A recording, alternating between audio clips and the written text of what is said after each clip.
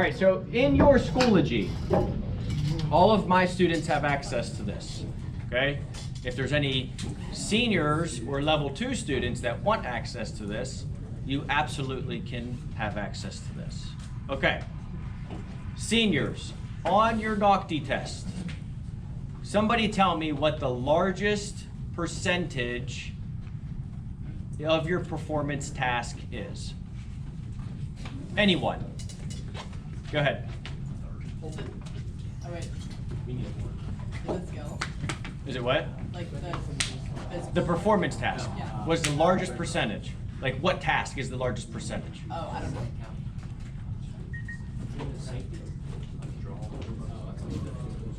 What task? Is it the welding test?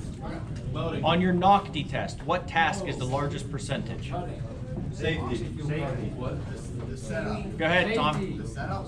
Nobody has gotten it correct. And I'm going to tell you what it is, if we listen. Very good.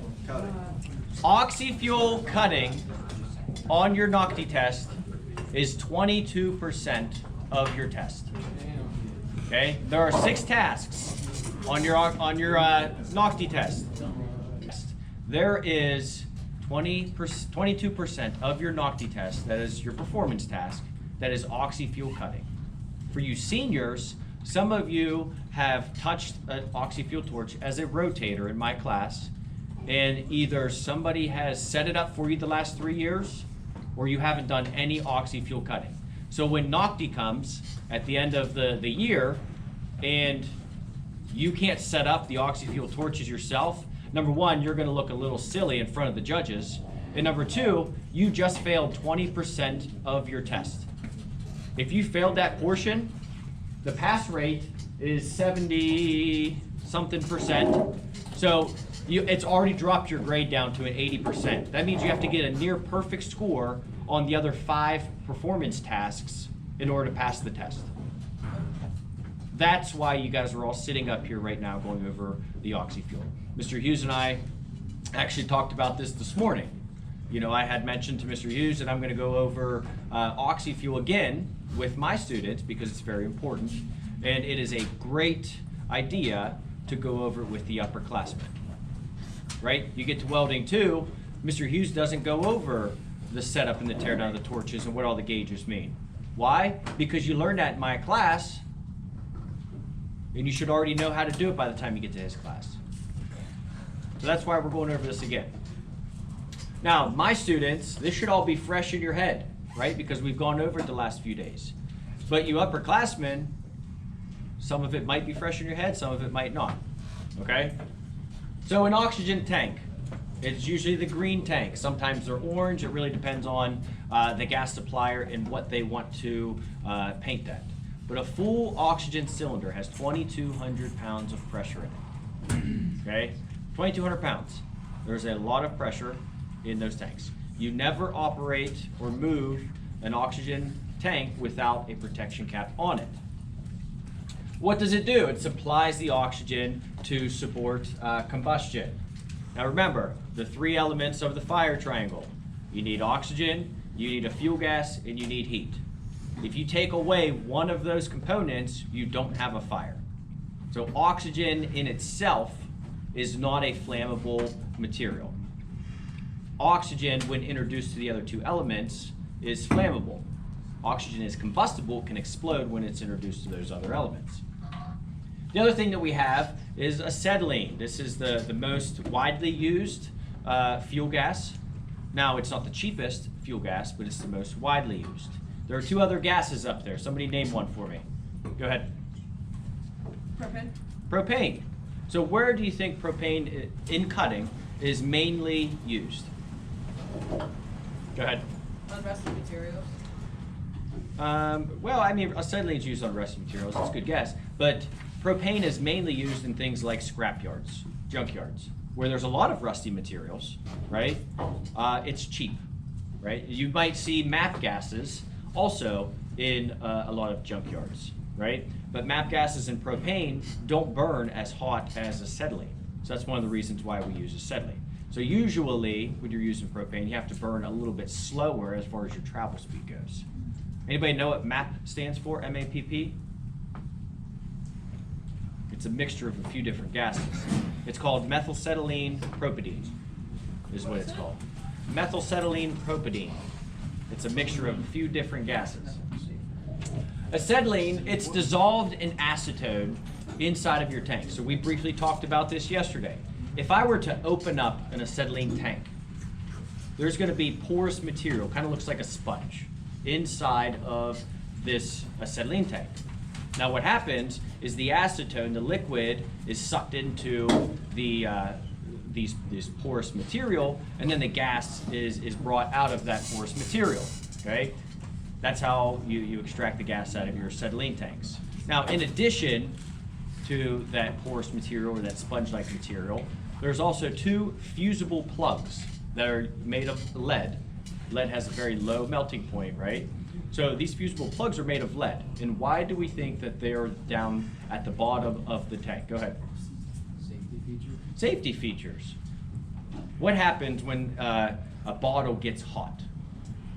The contents in the bottle get hot. Thanks. Go ahead. They expand. They expand, right? The safest way to prevent an explosion with an acetylene bottle is to make some way to prevent that from exploding. So these little fusible plugs located at the bottom are actually little plugs that go into an extra compartment inside of an acetylene tank. So the bottom of your acetylene tank might only be about this much. That's actually not, that has nothing in it, okay? So if the heat gets so hot, what's gonna happen, those fusible plugs are gonna melt, and then the extra gas is going to go down into that extra storage to prevent it from exploding. Now, if you look up some acetylene videos of explosions, you'll notice that they still explode, right? But if that's the difference between 30 seconds of getting out of a building to save your life, it did its job, right? What do our cylinder valves do? They control the release of gas from each cylinder. We're going to talk about those here in just a minute. Our oxygen valves, we open them up all the way. I don't know how many times we go downstairs and our oxygen is open one full turn and our acetylene is open all the way. Very dangerous. Why does acetylene need to be open one full turn? Go ahead. Is it the valves on the tank or like the ones Yes, on the torch? on the tank itself. So it only lets up so much. Not so much, because if I open a valve, acetylene valve, I open it up all the way, I'm still getting the 225 to 250 pounds of pressure. Go ahead. It's easier to shut off. It's easier to shut off. What happens if we have a loose connection, right? And there's a fire that starts. We need to shut that off in case of an emergency. Fastest way to get rid of a fire is to get rid of the fuel gas, right? Our oxygen, we open it up all the way. Now, I told you guys about oxygen and how when you would turn the valve, there's actually inside of there almost like two valves, right? So both of those valves need to open up all the way, because if you don't, you're going to get an inaccurate reading, and you're also going to possibly get some leaks, okay? And it's called a backseat. So you open up the valve all the way to prevent any leaking from coming through. 2,200 pounds of pressure, you think one little valve is going to hold all that pressure back? No, there's actually two little compartments in there that allow it to flow through. And just like I said, our acetylene, we open that one full turn. Some go like 1.5, 3/4 to 1 turn is all that you need. Now, where the problem lies is if you just crack your acetylene cylinder valve on and open it a little bit, now you're probably not gonna get any acetylene flowing into your lines. So you have to have a little bit more pressure, or that valve open a little bit more in order to get that pressure to go through your line. So 3/4 to 1 full turn, 1.5 max. Now, each of these regulators, where'd it go? We have 2 gauges on the regulators, okay? The easiest way that you can remember these gauges, the gauge that is closest to the tank is called what? I just told you what the answer was in the wrong order. The gauge closest to the tank. Go ahead, Dylan. No. What's it called? The whole thing is a regulator. What type of pressure gauge? The one at tank pressure. tank pressure gauge. So the gauge that is closest to your tank is called your tank pressure gauge. Here's a perfect example. Here's their whole thing is your regulator. This connects to your tank. This gauge is called your tank pressure gauge. The gauge that is closest to your line is called what? Your line pressure gauge. There is no simpler way to explain how those gauges are and what they are. So what does our tank pressure gauge do? Tell us how much pressure is in our tank. That's all it does. It just tells you how much pressure is left in your tank. So if you think you have a full bottle and you don't know, put a gauge on it and it'll tell you exactly how much pressure is left in the bottle. What's our line pressure gauge do? Tells you how much pressure is in the line, and it adjusts the pressure in the line, okay? Now the whole thing is called a regulator. There's a specific name for this regulator. Tell me what it is. You're close. This is called a two-stage pressure regulator. What does that mean? It has 2 stages to it. Very good. Expand on it. Oh, well, Has 2 stages on it. Expand on it. How much pressure is in a full oxygen tank? 2,200 pounds, right? What kind of pressure is that? Would that be considered a high pressure? Okay. How much pressure do we operate with our torches? Not 2,200, right? A much lower pressure. Okay. So we take our high pressure, we turn it into low pressure. That's called a 2-stage pressure regulator. The first stage lets high pressure in. The second stage lets low pressure out. If you were to turn these around, on the back you have an HP and an LP. Okay? These gauges on this regulator tell you what pressures they operate at. They operate at high pressures or they operate at low pressures. Our hoses, they're color coded. Oxygen hoses are green, acetylene or your fuel gas hose is red. Now let's say you're colorblind. How else do we figure out what hoses go where? Go ahead. The notches. The notches are on what? The notches are on your gas valve. So both of the hoses could be gray. And as long as you know that the notches, which are also what? Reality. They are, but what type of threads? Reverse thread. Reverse threads or left-handed threads. So we also know that the notches are left-handed threads. All left-handed threads that are connecting to your regulators are a fuel gas. So even if they were both the same color, oxygen does not have notches, acetylene or fuel gas has the notches. Now, downstairs there are some tanks. Some of the tanks, and juniors would know this from last year, the regulator that attaches to the tank is either going to have female threads on it where there's no notches, or it's going to have male threads on it where there's notches and they're left-handed threads. So not always is an acetylene regulator going to be left-handed threads. Okay? If there's notches, it's left-handed threads. If there's not notches, it's regular right-handed threads. Okay? So don't just assume that if you have an acetylene regulator, it's automatically left-handed threads. You have to look for the notches. Next thing we have is our torch body. Okay? The entire thing is called your torch. Now we have specific components of our torch. What you hold with your hand, that is your torch body. Obviously at the end where your cutting tip is, that is called your torch head. Okay? Now we have everything else in between. We have our valves, we have our trigger, and everything makes up the entire torch. It contains what's known as needle valves. When you adjust the torch, and you adjust those needle valves, the little valves that are on the torch itself, how much are you actually adjusting those? Are you opening it a full turn? Are you opening them all the way? Or are you barely touching them and your flame is getting set? Acetylene? We're barely touching those. Yeah, we're barely touching those. Once we open our valve, it might be 1/8 of a turn. 1/8 of the way open. And we're already set with, for the most part, with our acetylene. When we adjust our oxygen, it might be less than 1/8 that we're adjusting that flame to. Okay? So the needle valves allow for precise adjustments. So you just bump it a little bit. Some of you have probably been cutting and you bump the valve and it messes up your flame. Perfect example. Now with our tips, so we can have a welding or a brazing tip like you might have used in HVAC, or you can have a cutting tip like you use in welding. What's the difference between the tips?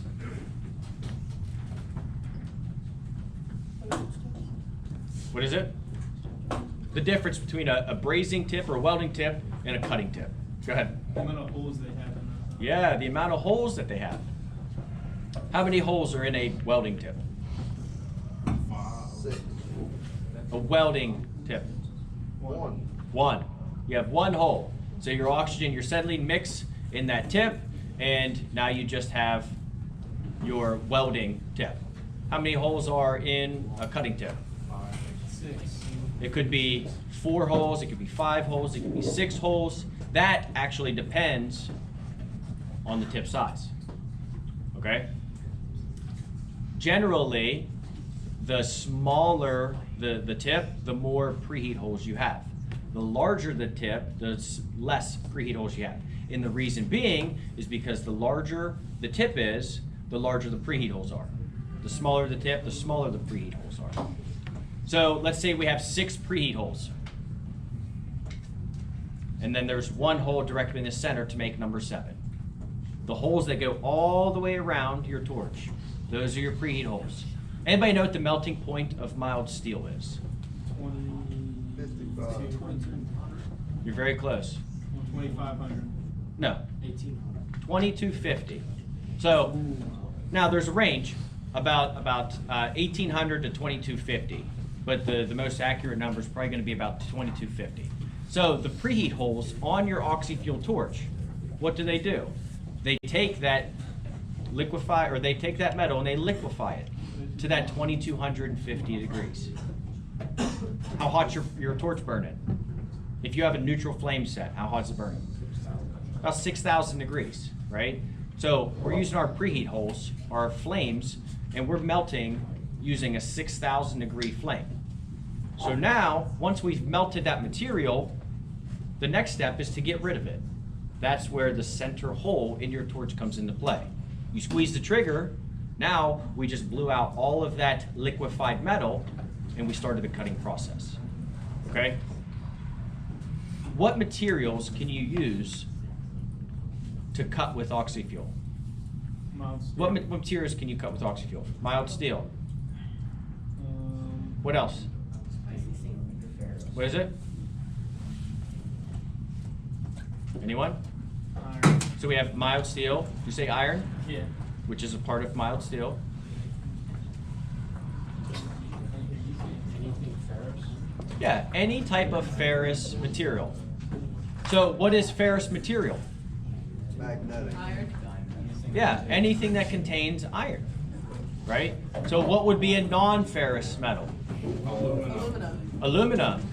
Stainless. Most stainless steels.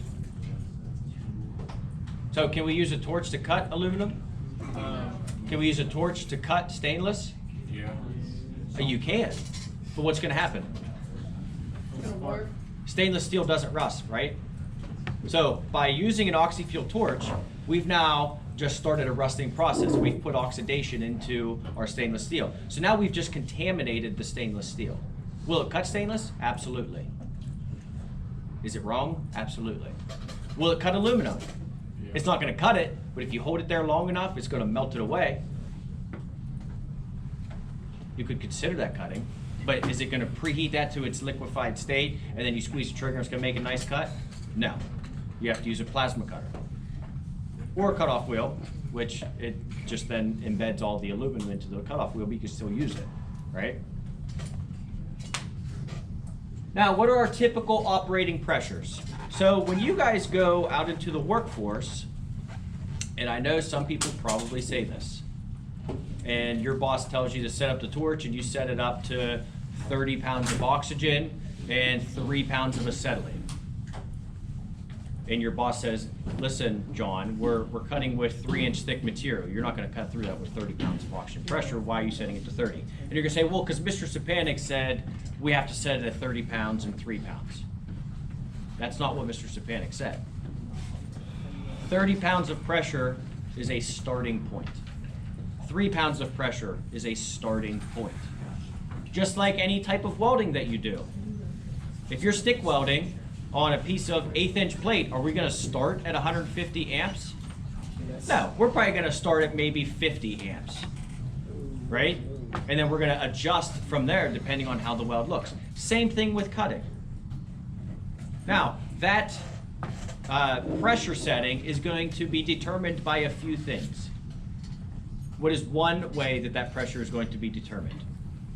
What you're gonna set your pressure to. How are we gonna determine what to set our pressure to? The thickness of the plate. The thickness of the plate. What's another way? The material. Okay, and I'll get a little bit deeper into that. Thickness of the plate and the size of your cutting tip is going to determine how much pressure that you set. So, for instance, if I use a number 0 tip, 0 is going to be like the smallest orifices. I might be closer to 30 psi on oxygen and 3 psi of acetylene. If I'm using, let's say, a number 6 tip, which is much larger, I might set at 40 pounds or 50 pounds of oxygen and 4 or 5 pounds of acetylene. There should be no reason whatsoever that you guys operate any torch over about 7 pounds of acetylene pressure. No reason at all. 5 pounds should be the maximum working pressure that you guys are dealing with. The only time, unless you're cutting with super thick material, but the only time that you should adjust that above 5 and put it on about 7 pounds of pressure is cutting one specific type of material. Anybody know what that is? Cast iron. Very good. So if you can cut cast iron with Oxyfuel. Now, there are 2 things that you have to do. Number 1, you need a little bit more acetylene pressure. And number 2, we're gonna talk about flames here in just a second. You're gonna need what's called a slightly carburizing flame in order to cut through cast iron, okay? So we're gonna be about 20 to 40 psi of oxygen. A good rule of thumb, 30 and 3. 30 pounds of oxygen, 3 pounds of acetylene. So when you guys are taking your NOCTI test, if you remember anything about setting up, because you have to set up the torches yourself, you can't have your buddy who's been doing it for the past 3 years come set it up for you, because part of your NOCTI test is setting up the things yourself and then cutting them. So you're gonna have about 30 psi of oxygen and about 3 psi of acetylene.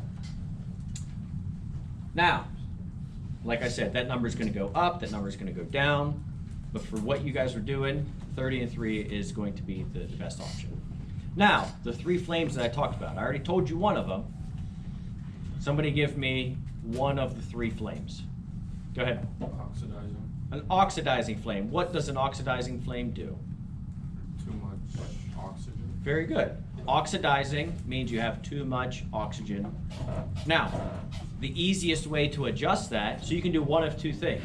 You can do what to get rid of that oxygen flame? Turn the oxygen valve down. Yeah, you turn the valve down, or More fuel. you add more fuel gas. But when you turn your torch on, what's the first thing that you do after you light it? Get rid of the smoke. The black You get rid of the soot, right? You already set your fuel flame. You already set your acetylene flame. So once you set that, you should not have to touch it the rest of the time that you're cutting. So the easiest thing is to adjust your oxygen. So if we have an oxidizing flame, the easiest way to adjust it back to its regular flame is to reduce the oxygen pressure. Very simple. How hot does an oxidizing flame burn? 6,000. A little bit more. 10,000. 6,500. It's like 28,000. Nope. So an oxidizing flame burns at about 6,300 degrees. That's about the maximum temperature that an oxyfuel torch burns at. What's a second flame? Carburizing. We'll go with neutral flame. What is a neutral flame? Perfect. It's perfect, right? It has the correct mixture of oxygen and acetylene in that torch, okay? Once you reach a neutral flame, you're gonna have a very good kerf. What's a kerf? How much you're taking out?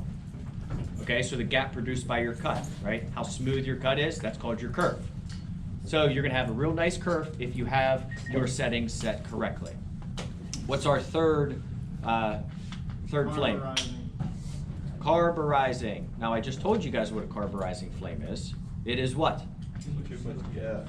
Too much gas, or not enough oxygen. Easiest way to adjust your carburizing flame? Yeah, add some more oxygen, right? We're not gonna mess with our fuel gas because that's already set. Adjust our oxygen a little bit, and now we have back to our neutral flame. Anybody know how hot a carburizing flame burns? All of the degrees. Yeah, it's a carburizing flame is gonna burn about 5,800 degrees. A neutral flame is gonna burn at about 6,000 degrees, and then an oxidizing flame is gonna burn at about 6,300 degrees. Okay? So just a quick little refresher. Our cylinders, they store the gases. Somebody tell me 2 ways that you store, or just tell me one of the 2, but there are 2. Somebody tell me the way that you store oxygen in acetylene tanks. Chain. Yes, chained. The catch screwed on. Okay, screwed on. Upright. Upright, yeah.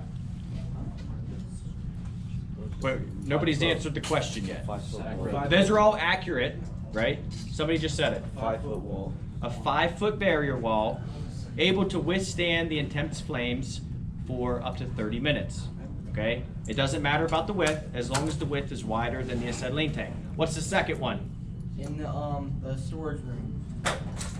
You have to like separate them between the wall. You just said it. What's the length? 20 feet. So in order to store oxygen in acetylene tanks, they have to be separated by a minimum of 20 feet. And that is a NOCD question for you seniors. 20 feet or a 5-foot barrier wall. When we had our gas room that was outside, we were separated by both. We were separated, we had the 5-foot barrier wall, and we had them separated by 20 feet. Now some of you might ask the question, we have a torch cart downstairs that doesn't have a wall in between it. Are they being stored there or are they being used there? There's a difference, they're being used there, right? So the storage of oxygen and acetylene has to be 5 foot or a 20-foot barrier, or 5-foot barrier wall or 20 foot. So the regulators, remember, they reduce the cylinder pressure to a safe working pressure, and then the hoses safely transport the gases. And one thing I'm going to touch on, and I'm sure 90% of you have done this. Let's say that I am where the torch cart is, and I'm going to walk around the table and cut from the other side of the table. Where's my torch hose? Now it's being caught by all of the sparks, right? You got to make sure that your torch hose, it's meant to like withstand some of that heat and those sparks and stuff, but you're not supposed to cut directly over top of it. Okay, so you have to make sure your torch carts or your torches are out of the way, that way you're not putting sparks on top of it. How long are the hoses on torches? 10 foot. 10 foot? 20 foot. 20 foot, 30 foot, 50 foot, 100 foot. Okay? They are designed to be stretched out so you're not working on top of your tanks. If something were to happen and say the torch caught on fire and the back flash arresters didn't work and the flames are working down the hose, you do not want the hoses wrapped around the tanks. It's like a wick. You want the hoses stretched out of your way so you have time to make it to the tank and turn off the fuel. Don't leave the hoses wrapped around the tank. Don't have the tanks up against where you're working. Get them 10 feet away from you. Stretch out the hoses. The last thing you want to do is sit there and blow sparks all over an acetylene tank. In a perfect world, they never leak. And we've had that happen before. We've had tanks sitting there with nobody using them and somebody shoot a spark across the floor. The next thing you know, the torch is on fire. Stretch them out. Make sure they're not in your way. Give yourself time to get back to the tank and turn off the fuel. Please do not take off running. You don't need to panic yet. But I've been doing this a long time, and I've told you guys this before. I have seen students drop the torch and book it. I've had to Superman and dive over top of stuff trying to get to the tank to turn it off. To where all that person had to do is reach over, like Mr. Stepanek said, we don't turn the valve all the way on. It takes half a second to go bloop. No more fuel, no more flame. Then you can soil your pants. All right, so keep that in mind. Now, there's a lot of facilities when you go to work. There's a lot of facilities that might have what's called a manifold system. Anybody know what a manifold system is? Tell me what you think it is. Not a bunch of tanks behind a wall and all going. That's exactly what it is. So let's say you guys are using one acetylene tank. A manifold system might be 6 acetylene tanks, all connected into one system, and then you have hard piping that comes out of it and goes into maybe a welding booth or a specific spot to where you just connect the hose right to the pipe, and then you turn the valve on from there because there's a regulator right at the end of that, okay? Some have that. We do not have that.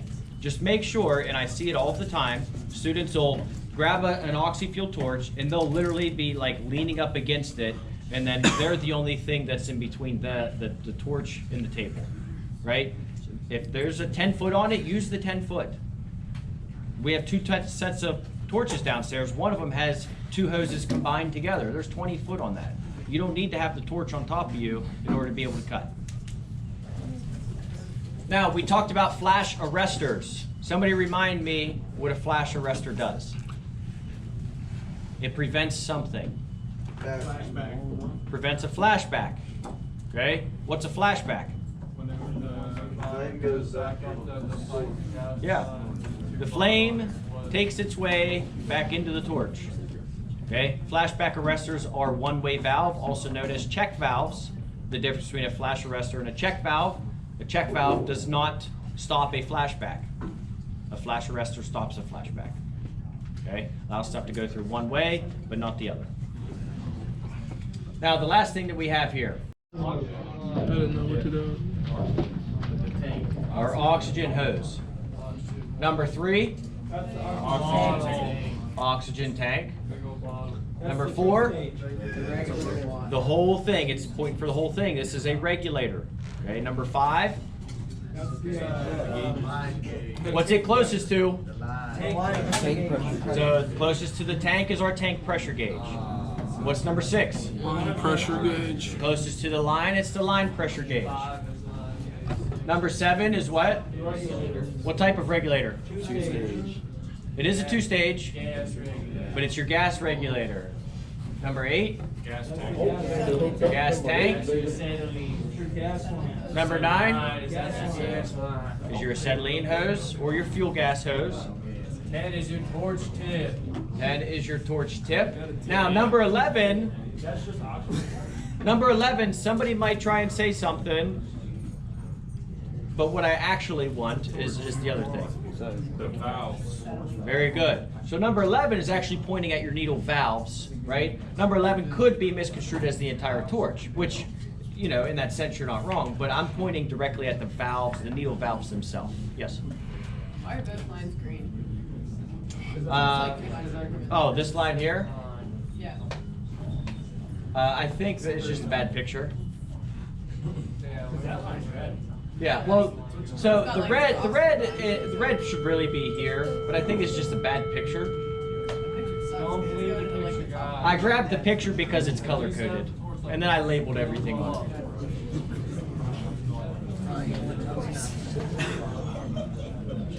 This is available for my students. It's in your week 2 folder. Question?